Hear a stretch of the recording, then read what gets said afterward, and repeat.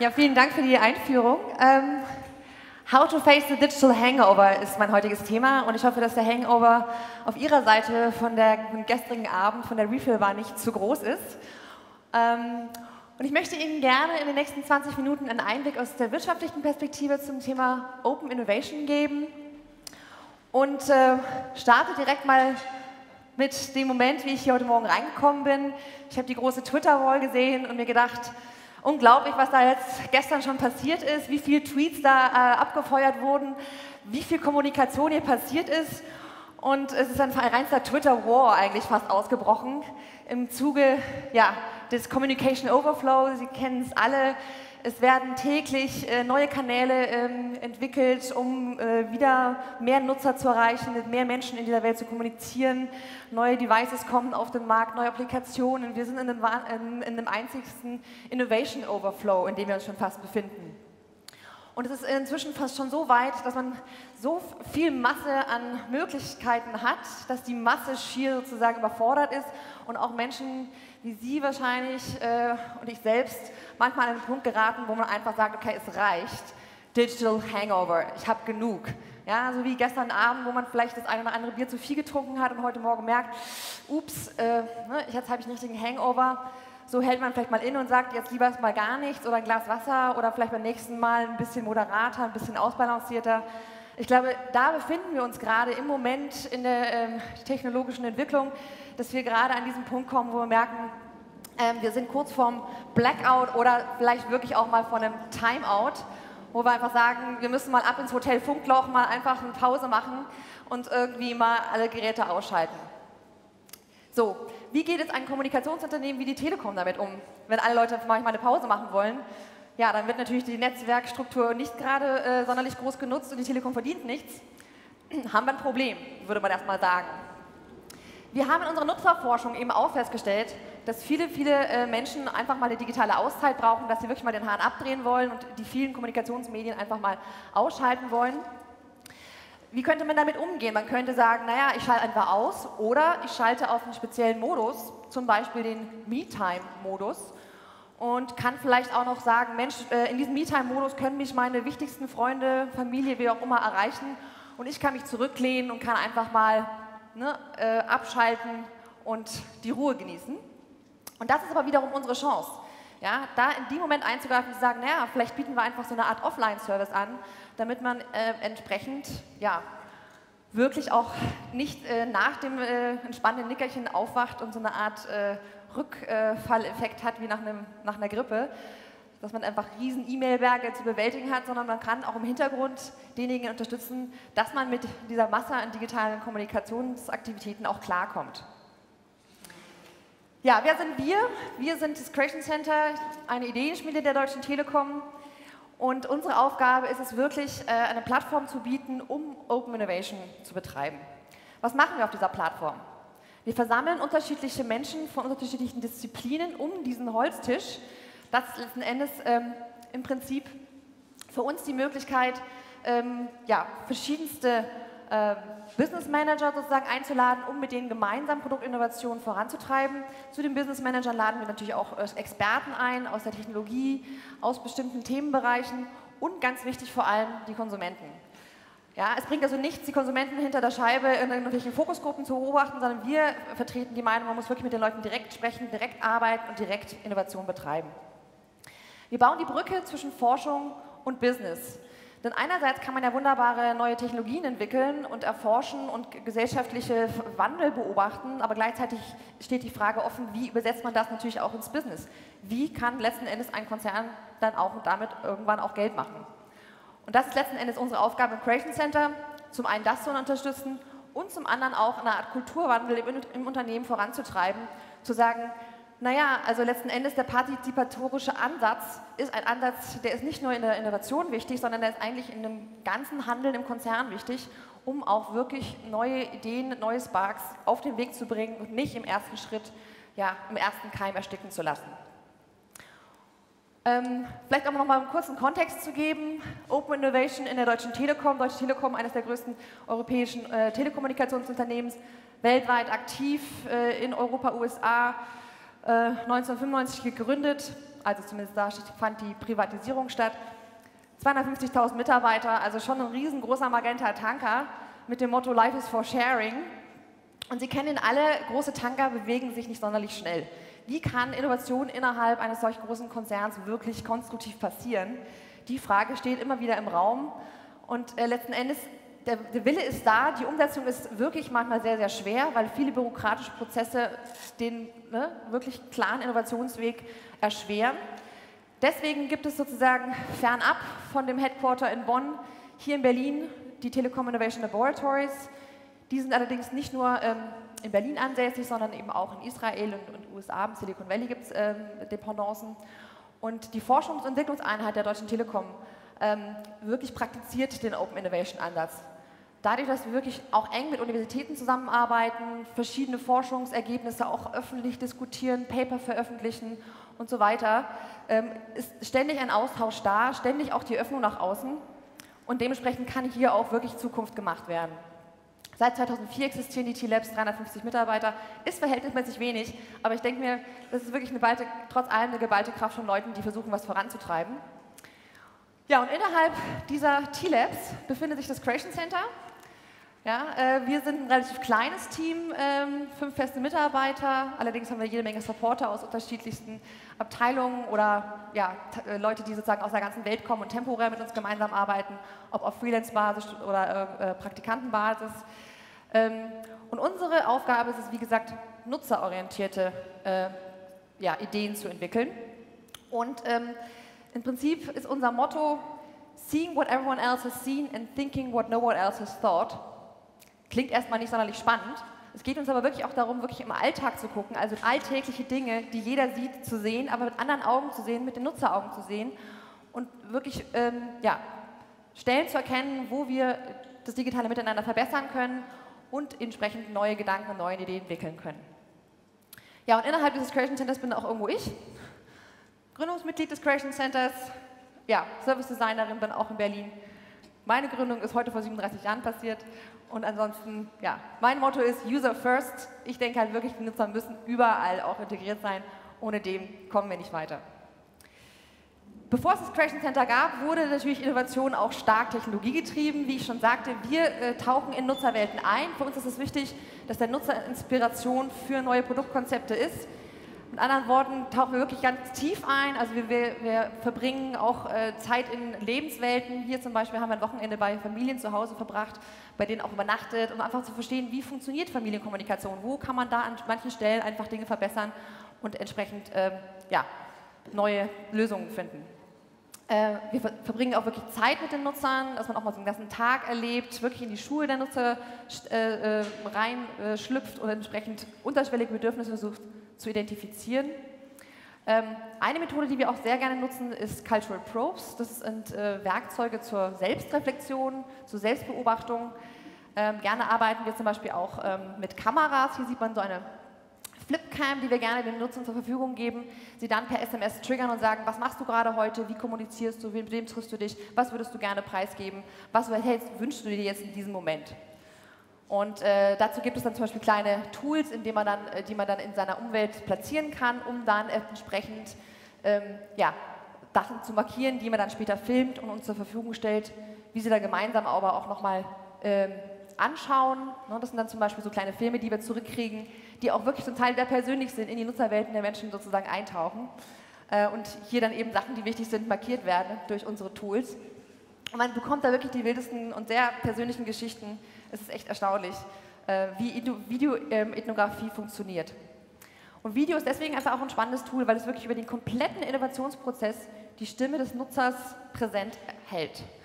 Wir nutzen das sozusagen im ersten Moment, um Inspiration zu bekommen, dann gucken wir es gemeinsam mit den Leuten an, arbeiten damit und wenn wir später eine Idee entwickelt haben, ist es einfach auch sehr, sehr hilfreich, so einen kleinen Videoausschnitt einem Produktmanager mit in die Hand zu geben, zu sagen, hier, schau mal, daher kommt die Idee und entsprechend wandert das Video weiter zum Techniker, der letzten Endes die Applikation baut und kann auch wieder die Nutzerstimme sehen und so ist ein Video wie so eine Art Sticky-Video und hängt fest an so einer Idee, die durch den kompletten Innovationsprozess durch den Konzern wandert und hoffentlich eines Tages im Shop landet. Und das ist wirklich eine Methode, die sich für uns bewährt hat. Natürlich sprechen wir mit den Leuten auch nochmal, um das Ganze zu reflektieren. Und wie gesagt, Nutzerbrille aufsetzen ist unser Thema. Wir werden auch gerne das Reisebüro zum Konsumenten genannt. Dadurch, dass wir einfach Produktmanagern die Möglichkeit geben, auch mal zum Beispiel nach Marzahn zu fahren und dort auch mal zu sehen, wie nutzen denn die Menschen Tier Entertain. Einfach mal wirklich wieder ein bisschen Erdung zu bekommen und nicht nur im Telekom Elfenbeinturm irgendwelche Ideen zu spinnen. Nochmal kurz im Überblick, Open Innovation, die Methode des Design Thinking ist, denke ich mal, weitestgehend bekannt. Was ich hier nochmal herausstellen möchte, ist, dass wirklich an den verschiedensten Stellen immer wieder der Nutzer involviert wird. Also sei es am Anfang bei den Observations, klar, da holen wir unsere Inspiration her, dann bei den Ideation Workshops, wo wir wirklich mit den Nutzern gemeinsam Ideen entwickeln, später, wenn Konzepte entwickelt werden, dass man wirklich auch ein Testing macht und die Leute nochmal befragt, ist es wirklich relevant für euch, was könntet ihr euch noch vorstellen, bis hin zu Beta-Testern und so weiter. Kurz nochmal im Überblick, was sind da sozusagen für Leute am Start in solchen Projekten? Wir versuchen natürlich auch die richtigen Teams zusammenzustellen. Also die enge Zusammenarbeit mit den Produktmanagern ist eben sehr, sehr wichtig. Es geht nicht darum, ihnen einfach Ideen vorzusetzen und sagen, macht mal, sondern sie müssen aktiv dabei sein. Sie müssen aktiv sozusagen die Nutzer treffen. Was für Nutzer suchen wir uns? Wir suchen uns gerne Extremnutzer. Denn hier die Freaks, die Research Participants, das sind Leute, die einfach wirklich auch die neuen Medien bis zum Extrem nutzen, so wie ich es eingangs gesagt habe, die vielleicht genau diesen Digital Hangover schon erlebt haben und einfach schon mal an Grenzen gekommen sind. Denn wenn ich jetzt zum Beispiel einen Blogger beobachte, der einmal pro Woche einen Blog absendet, da erkenne ich nicht viel. Wenn ich aber jemanden beobachte oder mit jemandem Zeit verbringe, der den ganzen Tag nichts anderes macht, also den Hardcore-Blogger, dann erkenne ich natürlich sehr viel schneller die Grenzen und Möglichkeiten, die sich in diesem Medium zum Beispiel ergeben. Und genauso ist es wichtig, dann eben die richtige Crew zusammenzustellen und sich gegenseitig auszutauschen und durch so einen kompletten Innovationsprozess gemeinsam zu laufen. Und eine Sache, die wir sozusagen festgestellt haben, ist, dass effektiv die Nutzer auch an ihre Grenzen geraten, wo sie gar nicht mehr wissen, wie kann das digitale Miteinander wirklich funktionieren, so dass wir uns nicht gegenseitig auf die Füße treten. Sie kennen alle das Problem, dass man zum Beispiel, wenn man eine E-Mail schreibt, ein paar Leute CC setzt, natürlich den E-Mail-Berg vergrößert. Ja, wie viele Leute haben mich CC gesetzt? Ich habe täglich, weiß nicht, über 100 Mails. Wie komme ich damit klar? Wie kann man Leuten beibringen, nachzudenken, bevor sie jemanden CC setzen, um zu wissen, okay, muss das wirklich auch an alle rausgeballert werden oder kann man diesen Spam schon fast irgendwie auch vermeiden? Und es gibt ganz viele Momente, wo es wirklich einfach nur darum geht, zu reflektieren, wie nutze ich die verschiedenen Medien, um das digitale Miteinander zu verbessern. Und wir haben ein Projekt gemacht zum Thema E-Etikette, haben sozusagen das digitale Miteinander erforscht, Do's und Don'ts im Umgang mit neuen Medien hinterfragt. Und hier zum Beispiel eine Nutzerin hatte einen schönen Beitrag, ich stelle nur die Bilder ins Netz, die meine Mutter freigeben würde. Einfach mal sozusagen als Check, bevor man ein Bild hochlädt, okay, dann bin ich auf der sicheren Seite, von meiner Mutter möchte ich mich nicht blamieren. Das ist letzten Endes einfach ein Thema, das ich mir immer vor Augen halten könnte und schon bin ich safe im Netz unterwegs. Das ist eine von 101 Leitlinien, die wir geschrieben haben. Hier sieht man nochmal so den Prozess, den wir durchlaufen sind, von wirklich User Research über Critical Design bis hin zum Crowdsourcing. Und da möchte ich eigentlich jetzt auch nochmal drauf eingehen. Denn das war ein Beispiel von einem Projekt, wo wir es fertiggebracht haben, die komplette Crowd auch zu involvieren. Und zwar haben wir mal eine Plattform kreiert, wie man sie hier sieht, E-Etikette 101 Leitlinien für die digitale Welt. Da ist zum Beispiel noch eine Leitlinie, eine meiner Lieblingsleitlinien. Nur R2D2 darf eine Beziehung digital beenden. Ich weiß nicht, ob Sie das Problem kennen, schon mal irgendwie digital eine Beziehung beendet zu haben. Immer ein bisschen grenzwertig, aber R2D2 darf das. Wie gesagt, mit ein bisschen Augenzwinkern diese Leitlinien, damit man einfach sozusagen reflektiert darüber nachdenkt. Was ich jetzt aber herausstellen möchte, ist Folgendes. Die Plattform hier funktioniert eben wirklich auch als Diskussionsplattform. Jede der Leitlinien konnte diskutiert werden, kommentiert werden und hat sozusagen immer wieder auch einen Spiegel dessen gezeigt, was draußen abgeht, also was sozusagen die Crowd über die verschiedenen Kommunikationsmedien und Tools denkt. Man konnte auch neue, oder man kann immer noch neue Leitlinien vorschlagen und die auf den verschiedensten Kanälen auch verbreiten und suchen. Und deswegen ist es für uns wirklich so eine Art unabhängige Rechercheplattform geworden, die jetzt seit circa 2 Jahren läuft und immer noch sozusagen bespielt wird und für uns eigentlich als eine Art Diskussionsforum mit der digitalen Crowd sozusagen dient. Und eine Leitlinie zum Beispiel heißt, mit einem kurzen Telefonanruf lässt sich eine endlose Kette frustrierender E-Mails umgehen. Ich denke mal, Sie kennen das Problem, dass man irgendwie 5-mal hin und her meldet und denkt, ach, eigentlich könnte man schnell mal anrufen. Und effektiv ist es eben so, man kann einerseits eine Leitlinie schreiben und einfach Leute darüber nachdenken lassen, dass sie eigentlich ihr Verhalten verändern. Man kann das aber auch, und das tun wir eben gerade, jede einzelne Leitlinie nehmen, um daraus ein neues Servicekonzept zu stricken. Und wir haben dann zum Beispiel mit dieser Leitlinie weitergearbeitet und gesagt, naja, wie wäre es denn, wenn man in einem E-Mail-Browser eine Funktion einbaut, zum Beispiel, ich habe dann 5-mal in den letzten 10 Minuten mit jemandem hin und her gemailt, dann kommt ein kleiner Button, der dann irgendwie anfängt zu blinken und sagt Call back. Ja, also anstatt sozusagen weiter hin und her zu E-Mail über irgendeinen Termin kurz mal anzurufen, ist gar kein Problem. Und dadurch, dass letzten Endes die Telekom ja eben ein Online-Service ist, als auch Telefonie sozusagen anbietet, sollte es hier kein Problem sein, auch direkt dann die Verbindung herzustellen und vielleicht auch festzustellen, auf welchem Kanal derjenige gerade zu erreichen ist. Also das ist einfach ein Beispiel dafür, dass eben zum einen die Nutzerforschung wirklich auch zu relevanten Servicekonzepten führt, die dann natürlich auch wieder abgefragt, getestet werden, bevor sie effektiv gebaut werden. Ja, das war sozusagen mein kleiner Ausflug ins Crowdsourcing. Nochmal kurz zurück zu dem Digital Hangover, den ich eingangs dargestellt habe. Nachdem immer wieder neue Services entwickelt werden, und wir sind natürlich auch mit aktiv dabei, versuchen wir aber Services zu entwickeln, die relevant sind, damit man letzten Endes auch diesen Digital Speed mithalten kann.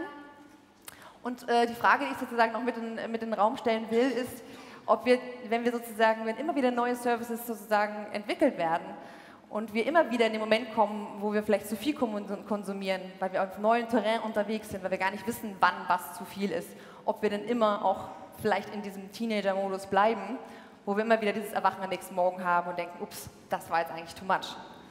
Also eben die Frage nochmal mit in den Raum zu stellen, sind wir denn vielleicht Langzeit-Teenager, was die digitalen Medien betrifft? Wichtig ist vor allem, die Teenager zu involvieren, in Anführungsstrichen Teenager, und wirklich mit ihnen gemeinsam zu arbeiten, denn dann ist das digitale Miteinander, denke ich, nur erträglich. Und vielleicht nochmal kurz zusammengefasst, Chancen und Grenzen für Open Innovation. Ganz wichtig, klar, wir müssen uns nach außen öffnen, um das Innovationspotenzial auszuschöpfen und entsprechend zu vergrößern.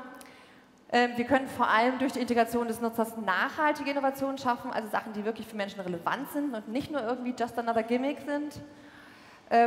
Wichtig ist auch, dass wir wirklich dieses partizipative Denken in einem Unternehmen wie der Telekom verbreiten und einfach in die Köpfe jeglicher Mitarbeiter sozusagen verankern, denn erst dann ist es möglich, die Sachen auch auf die Straße zu bringen.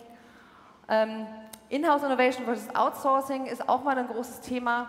Wie lange kann was in-house entwickelt werden, bevor man es vielleicht auch mal nach draußen gibt? Es gibt diverse Inkubatorkonzepte, dass man zum Beispiel auch mal eine kleine Startup sozusagen aus der Telekom heraus gründet, draußen laufen lässt und letzten Endes dann später wieder zurückführt. Da gibt es mehrere Ansätze, wo man auch merkt, okay, es gibt auch Grenzen innerhalb des Konzerns, Innovation komplett auszuschöpfen. Und was ich natürlich eben auch durch dieses E-Ticket-Projekt erlebt habe, ist wirklich durch dieses Crowdsourcing-Prinzip weiter auszubauen, um einfach den kontinuierlichen Draht zum Nutzer zu behalten. Ja, und letzten Endes sehe ich eben auch die Open Innovation als ein Tool, um dem Digital Hangover zu begegnen. Da bin ich eigentlich schon auch am Ende angelangt. Vielen Dank von meiner Seite. Meine Kontakte sind hier. Wer noch mal weiter recherchieren will, was wir so tun und wie wir arbeiten oder auch noch mehr über die Etikette lernen will, hier sind die Links. Und wenn jetzt noch ein paar Fragen im Raum sind und wir noch Zeit haben, bin ich gerne offen, auch die eine oder andere Frage zu beantworten. Vielen Dank.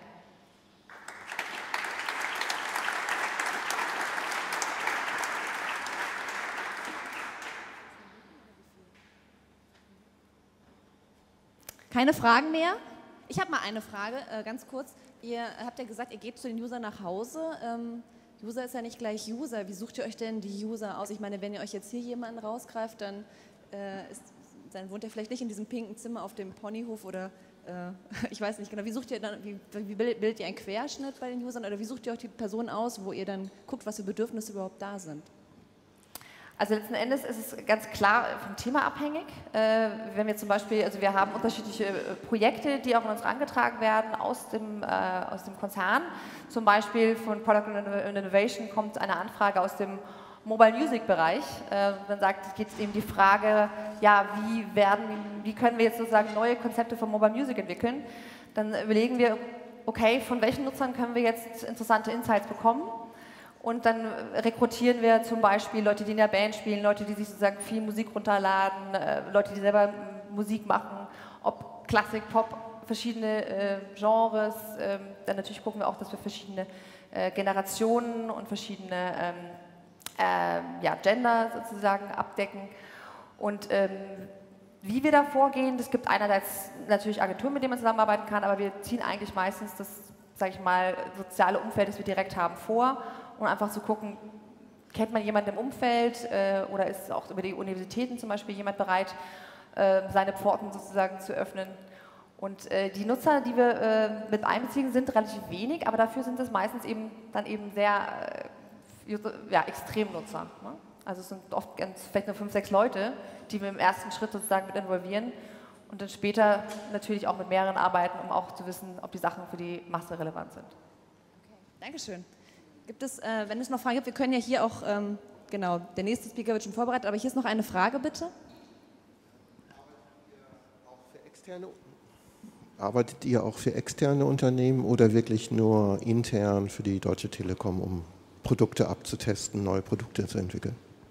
Also wir sind wie so eine Art Inhouse-Agentur, also so ein kleines Ökosystem, das relativ autark innerhalb der Telekom agieren kann.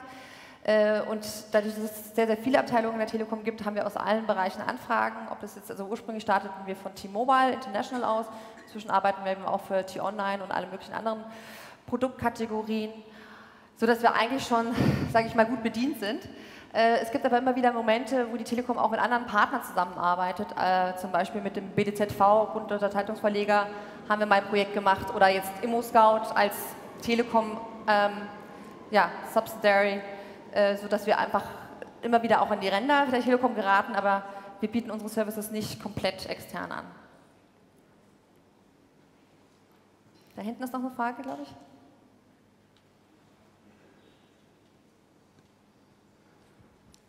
Ist es nicht manchmal irgendwie ein bisschen traurig zu sehen, dass man Ideen entwickelt, die man dann vielleicht doch irgendwie gar nicht umsetzen kann, weil ich meine, ihr seid die Telekom und ihr entwickelt nicht primär Handys. Und wenn ihr jetzt euch das schöne Konzept ausgedacht habt, dieser Me-Mode oder wie das heißt, letztlich die meisten Handys kommen heute, das Betriebssystem wird von Google entwickelt oder von Apple. Wie viel Potenzial habt ihr da irgendwie so eine Innovation dann irgendwie wirklich Realität werden zu lassen und nicht nur eine schöne Idee, die halt im Labor entstanden ist und da auch bleibt? Also wir arbeiten natürlich schon auch eng mit den Hardware-Manufacturern zusammen, um eben genau die eine oder andere Applikation oder Software-Idee, die wir haben, mit denen konkret abzustimmen. Es gibt auch, sage ich mal, Wege, das zu umgehen. Also eben auch, wenn man auf App-Modus arbeitet, gibt es natürlich schon auch Möglichkeiten, vieles auf der Oberfläche zu machen und wirklich nur partiell in die Systeme tiefer einzugreifen, sodass es durchaus Potenzial gibt für solche Ideen. Und letzten Endes ist es auch nicht ausgeschlossen, dass die Telekom sich auch in irgendeiner Weise den einen oder anderen Schritt vielleicht auch in die Hardware wagt. Hier vorne noch.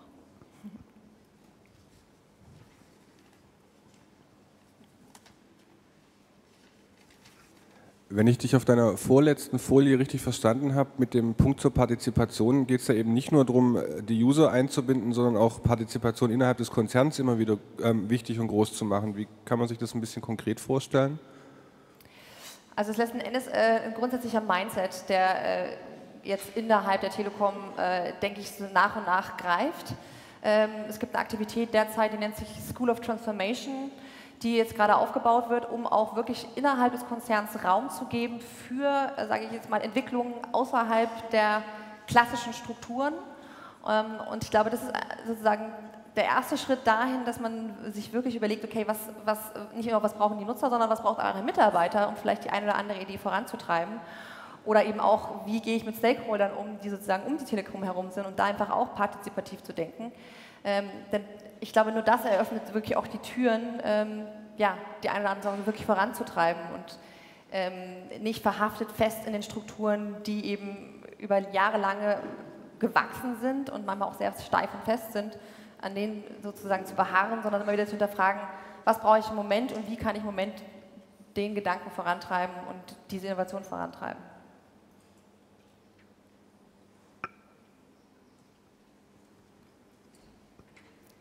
Hier sind noch 2 Fragen. Binden Sie auch Ihre Lieferanten systematisch ins Innovationsmanagement ein? Systematisch in unserem Punkt der Innovation im Creation Center so in der Form nicht.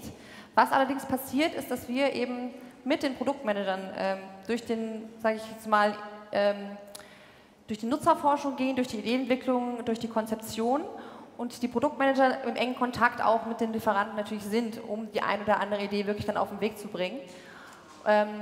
Und letzten Endes ist es eben so, dass die zum einen dann wirklich die Leute mit reinbringen in die Workshops und zum anderen haben wir auch schon oft festgestellt, dass den Funken, den wir sozusagen kreieren in den Köpfen der Produktmanager, dass der auch überspringt und letzten Endes dann ja, im weiteren Prozess auch gelebt wird. Das heißt, wir stoßen also wirklich viel an, was dann letzten Endes auch beim Lieferanten, denke ich, ankommt.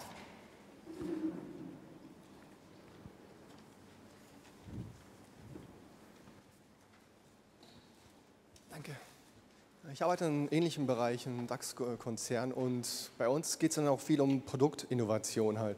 Mich persönlich interessiert dann bei sowas halt vor allem auch der innovative Prozess in zum Beispiel Arbeitsorganisationen. Also wie komme ich überhaupt zu neuen Produkten? Wie stelle ich meine Organisation halt heutzutage halt auf, damit eben dieser Ideenfluss oder dieser Wissensfluss global halt auch stattfinden kann. Ist das etwas, was bei euch geschieht, oder sagt man von vornherein, ich achte jetzt rein auf das Produkt und das soll halt technisch besser werden etc. im Zusammenhang mit dem Kunden, oder geht es auch um, wie komme ich eigentlich zu einem besseren Produkt innerhalb der Arbeitsorganisation? Wie stelle ich mich halt auf, zum Beispiel als Netzwerkorganisation? Also ich denke mir, dass da extrem viel gerade passiert. Also ich habe gerade nicht vor kurzem sogar eine Anfrage bekommen von einem Team, das sich um Organisationsstrukturen 3.0 für die Telekom kümmert und eben genau da auch ansetzen wollen, um Arbeitsstrukturen innerhalb des Konzerns zu optimieren, dass Innovationsprozesse möglich sind. Also wie gesagt, School of Transformation ist ein Beispiel. Ich glaube, die Kultur, die wir im Creation Center leben, ist ein anderes Beispiel. Unsere Räumlichkeiten, leider ist gerade das Bild gerade noch rausgeflogen, kann man aber online sehen, sind, denke ich mal, ein Beispiel dafür, dass wir auch eine andere Arbeitskultur leben.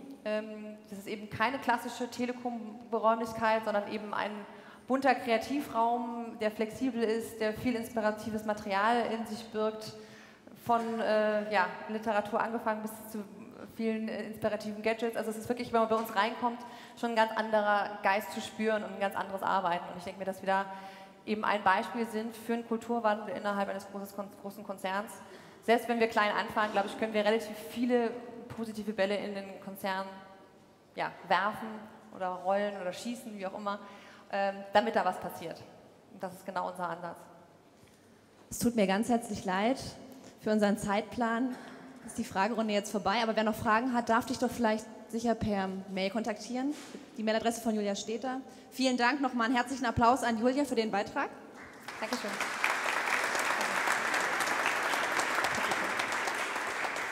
Und ich freue mich auch ganz herzlich auf den nächsten Sprecher. Das ist Stefan Lindegaard aus Kopenhagen. Da kommt er auch schon auf die Bühne.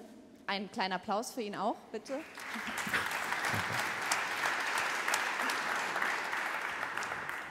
Stefan ist ein, ich mache das jetzt auf Englisch, weil der Talk auch auf Englisch sein wird, ist a globally recognized author and consultant for Open Innovation. He worked together with some big companies, such as Lego oder Procter & Gamble.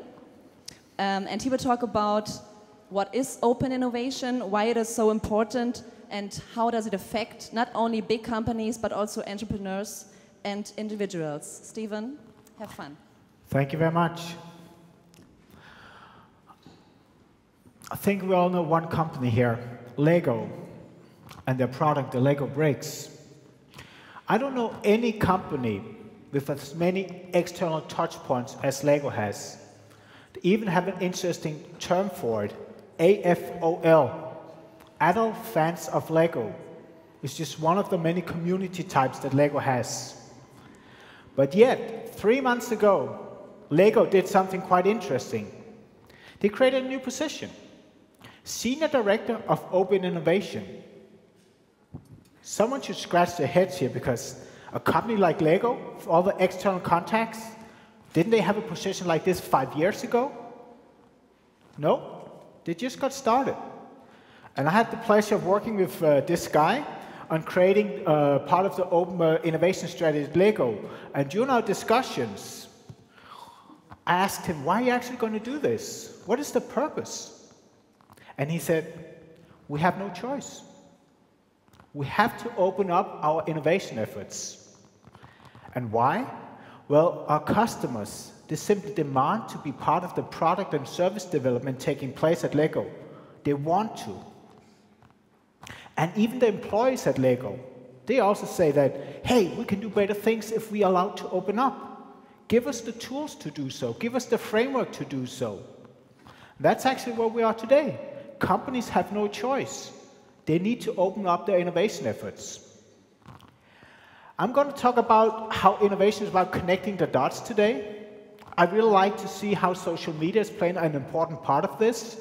So social media is also about connecting dots, and the intersection of these two is also the topic of a new book I have out this fall about social media and innovation efforts. But let me go back to about 3 years ago. We have a company called Xeon. They make small handheld mobile computers. And they were in deep, deep trouble 3 years ago. Actually in deep trouble, so they're about to go down. They brought in a new CEO, as you always do in a situation like this. And this new CEO, John Connolly, he looked at the company and said, hey, I need to fix everything here to make this right.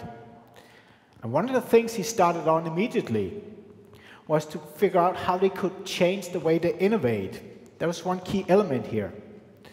And as he did so, he decided that, well, we need to do open innovation. We need to open up our innovation efforts.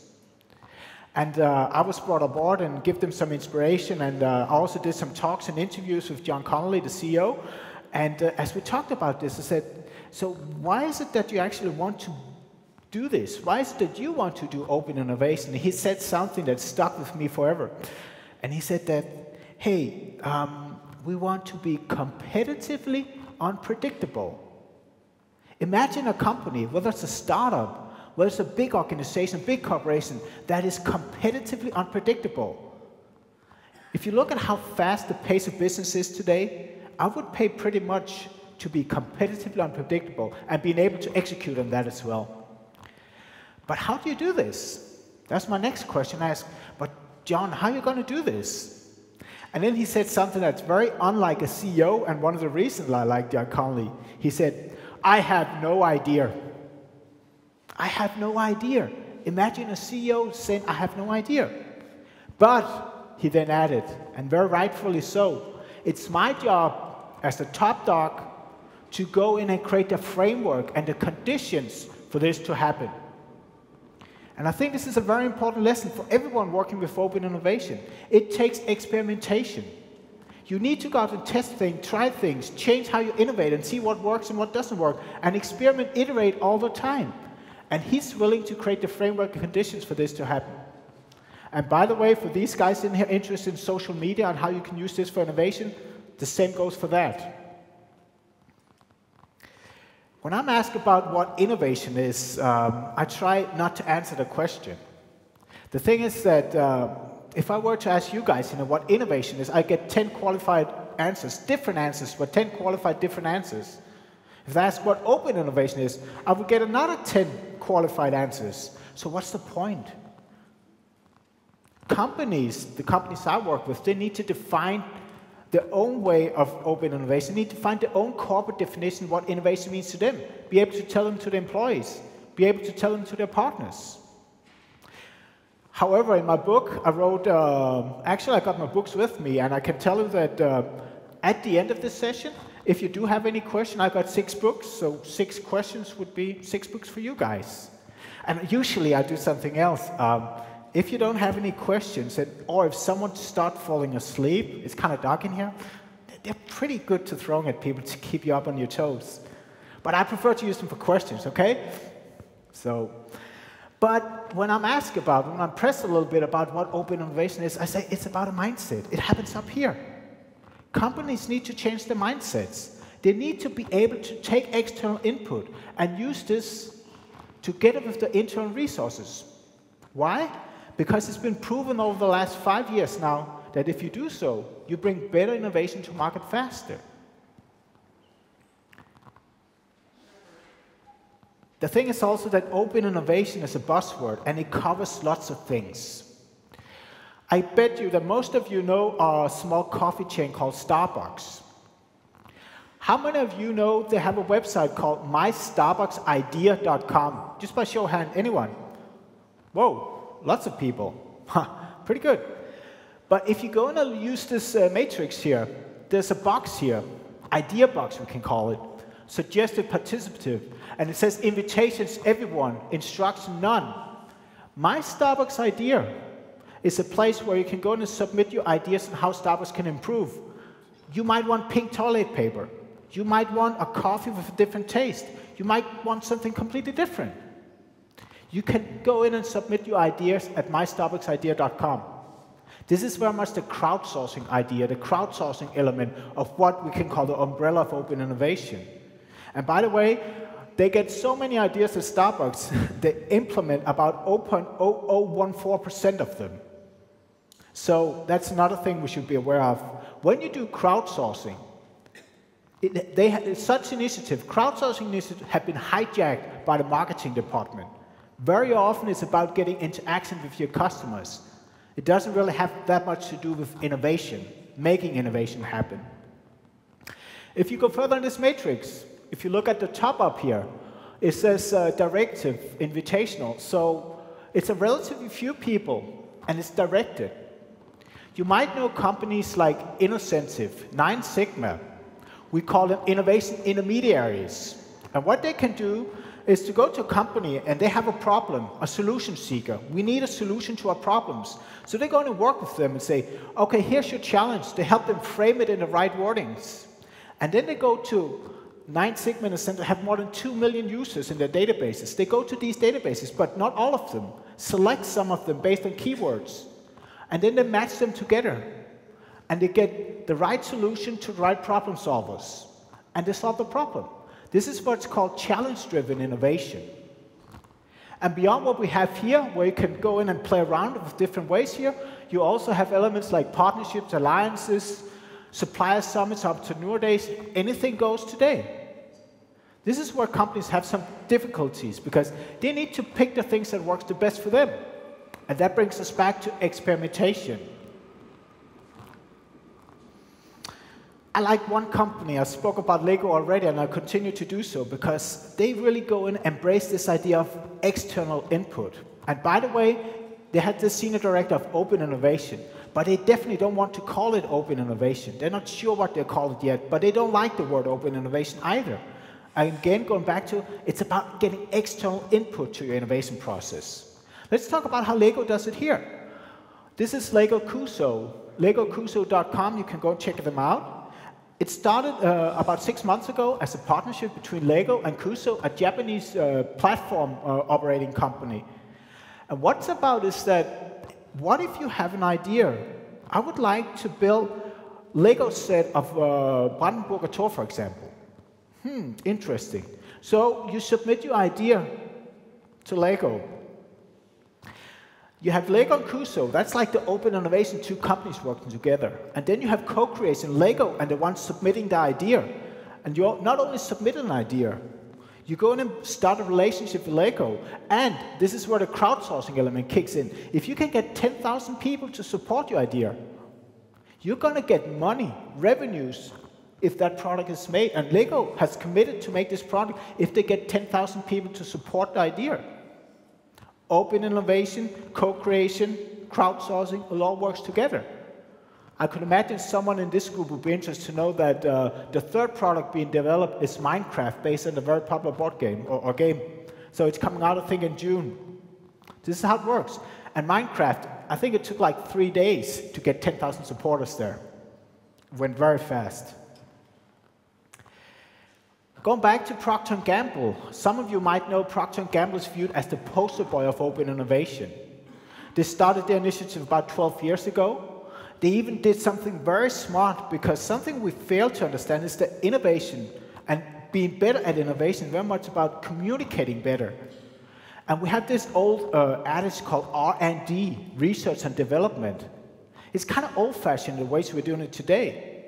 Procter & Gamble realized this about 6-7 years ago.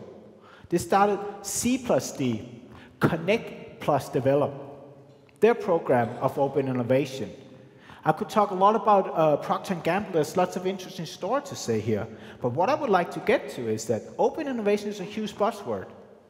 And we will not talk about open innovation as a term 5 to 7 years from now. And the reason is it's going to happen just as it did at Procter & Gamble. To them, it's not internal innovation, external innovation. It's just innovation. It just flows together naturally. And the same thing 5 to 7 years from now, it's not going to be about open innovation. It's just innovation. But the difference is the external input, the element of external input is going to be much higher than what we see today. It's going to bring lots of interesting opportunities for big companies. I bet there's lots of entrepreneurs in here and service providers. There's going to be lots of interesting opportunities on that as well. Especially when we go in and bring in social media, because these companies, the big companies, have no idea on how to use social media for innovation efforts. If you can help them run communities, go in and get together with partners, innovation partners, in the B2B setting, there's some interesting opportunities for entrepreneurs. And something else is that there's 4 things that kind of defines how fast an industry will adapt to open innovation. 4 things. How long time does it take to produce the products or services? The innovation cycle here. How much money does it require? What about IPR? Is it necessary? Is it a huge element? And how conservative is the industry? And if you look at it like this way, you can take the fast-moving consumer good companies. Procter & Gamble, if you go to 7-Eleven, you can see half of the stores, their products. Not much of that requires lots of IPR. It doesn't take a long time, a couple of months perhaps, to bring out a new potato chip, or gel, whatever. Not much very conservative. Anything kind of goes. You can really test things out here. Take it to the other side. In pharma, you have a completely different picture. And you will find most industries will be like medtech in the middle of here. But everyone is getting there. Everyone has to open up. You don't have a choice today. If you go in and look what it takes on a personal level to do well on innovation, I'd like to go back about 10 years. A consulting company called Dublin went out to look into why does 96% of all product innovation fail? It's ridiculous. What a waste. And something they looked at and then came up in hindsight with was what they call the 10 types of innovation. And interesting enough, someone else did some research based on this and said, if you look at our innovation efforts, where do we put our money, our resources? You're right, products and services. This is where we put our money. Then if you put your money here, this is also where you should expect to get the right outcome, the best outcome, right? Wrong. This is the survey that came out. You put lots of money in here, but you don't get the payback.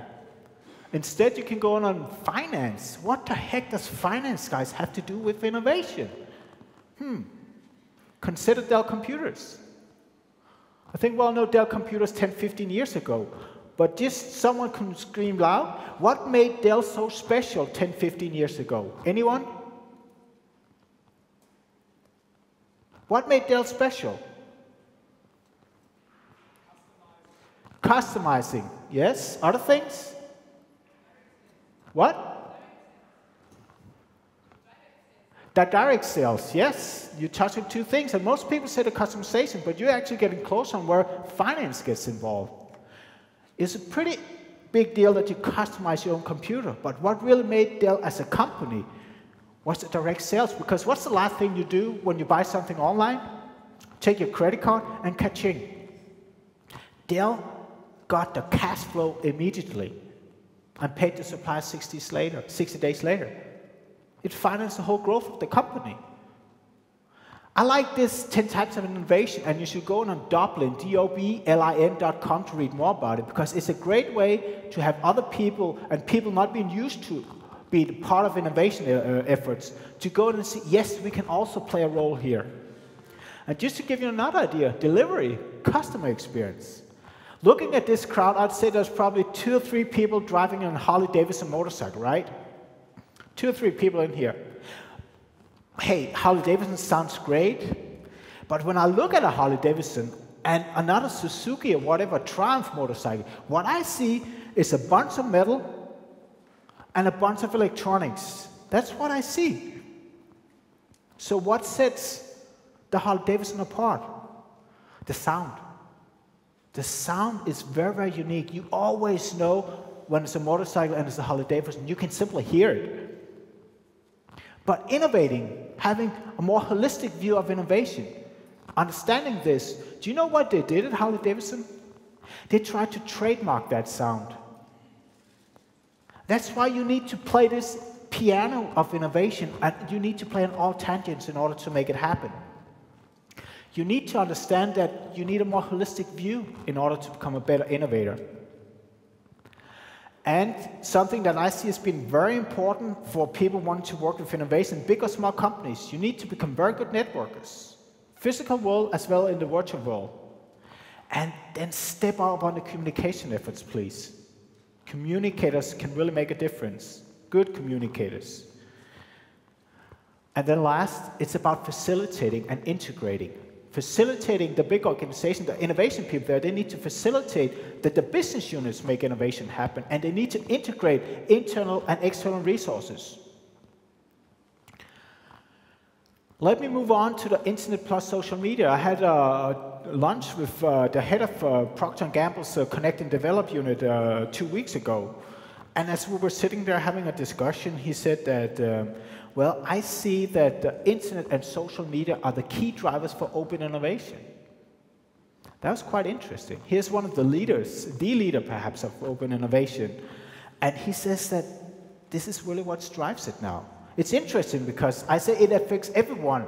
Well, at least if you're online and have access to the internet, and if you have access to social media, you can play a role when it comes to innovation.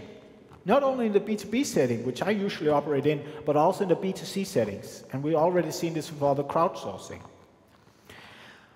We see lots of initiatives in which companies are using social media on the B2B side. They try out LinkedIn groups, but LinkedIn is broken. There's too much spam on LinkedIn to make those groups work. So they kind of fail pretty fast. You see a few corporate innovators being on Twitter, just getting started. You see lots of companies tapping into B2B communities right now. Not just the crowdsourcing, but also the B2B communities. And then we also see a pharma company getting into open innovation and social media. And recently, some of the crowdsourcing initiatives started, and now building further on that, they learned that we could actually get 4 to 5 years of ideas in just 6 months here. Better innovation faster. That's what's driving this game. So what are some of the benefits? I think the first 2 are kind of obvious here. But when I work with companies out there, I try to make them understand that what is the key ingredients to innovation, I ask them. And then after a little while, we get pointed, it's knowledge. And knowledge is where? Inside people's head. We cannot say that you can always get access to people, but we can do the next big thing. We can easily identify people. This is where a tool like LinkedIn becomes very powerful if you use it the right way. You can find the right people for your innovation efforts. What about Twitter? Is it just about writing what you just had for brunch or for breakfast or whatever? Is it about what you're going to do with your kids today? No, it's the most powerful tool for business intelligence right now. If you go and download TweetDeck and you start setting up your search filters, it becomes a very powerful tool of getting good insights fast. I used to follow 20 to 30 blogs and had to visit them every week. I don't do that anymore. I just have my Twitter stream, Open Innovation is my search on TweetDeck. That's where I get all my information. Companies need to find ways in which to take all these social media tools and services and put them into one big system, operating with each other and being very complex and confusing. They need to find ways to make this work. That's what they're struggling with right now. This is where there are opportunities for guys like lots of guys in this room. And getting back to the communication and marketing, you know that when you look at corporate innovation units, like Deutsche Telekom, for example, or other units like that, it used to be they made the innovation happen, and then they handed it over to the marketing departments. So anything that had to do with branding, marketing, and something like that was all about the innovation outcomes, the products and services being created by these people. It's changing today because there's a nice little term that we use in the open innovation community. It's called being the preferred partner of choice. And if you want to build an ecosystem of partners, you want the best companies, the best partners in this ecosystem. You need to communicate you're good at innovation, you're good at making these ecosystem work. So the broadcasting is also where social media becomes very relevant. In order to broadcast it, you have strong corporate innovation capabilities. What are some of the barriers here? I think the biggest one that I experience when it comes to using social media in large organizations is they think, why is this relevant for me? Tell me what's in it for me. Why should I care? And the problem is we have a small box up here, all of us. It says urgent. And we spend 100% of our time in a box called urgent. And if someone comes and tells me, hey, go in and build a social media presence, and once you start scratching a little bit into it, you're going to realize it takes forever to build a social media presence, and it's an ongoing effort. It takes lots of time that these people do not get. So unless you can tell them what's in it for them and give them the time to actually exploit that potential, forget about it. Again, purpose not defined. Another thing is also many companies, there are too many people just don't have any clue about how to use social media for this purpose. Too many visitors and too few residents. And that leads to more questions than answers. I did a talk at a big company a while ago, a few years back actually, and they had this guy, it was like a 4,000 people strong company, and one of the executives was there, and I knew him from before. And we talked about networking. I said how important it is to build networking capabilities within an organization. You cannot have an innovation culture if you do not have a strong networking culture. And I talked about this, and he nodded, and he said yes. He was gotten into the discussion, and he kind of said, yes, this is important. I was kind of happy when I met him afterwards. Said, hey, I saw you kind of supported these ideas we talked about in there, and the good comments coming forth and back. And said, so what are you going to do about this now? And I still remember, he just stood there. It was kind of like, silent guy. He didn't say much. And he just thought about this a little while, and he said, in a very dry tone, nothing. He's going to do nothing. And I said, why? You kind of support the things we talked about. He said, well, the reason is that things like this, networking, will take care of itself.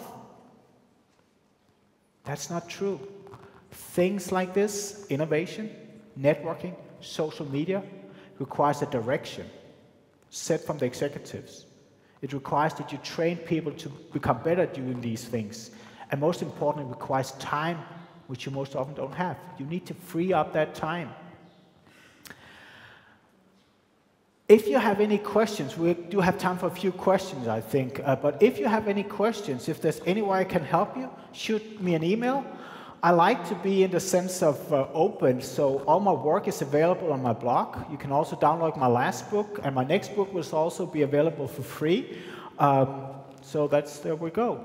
But any questions, anyone? I got 6 books, and I already see a few hands. Yeah. If I take one of the questions, please come up and get a book afterwards. There's one over here as well. Is it on?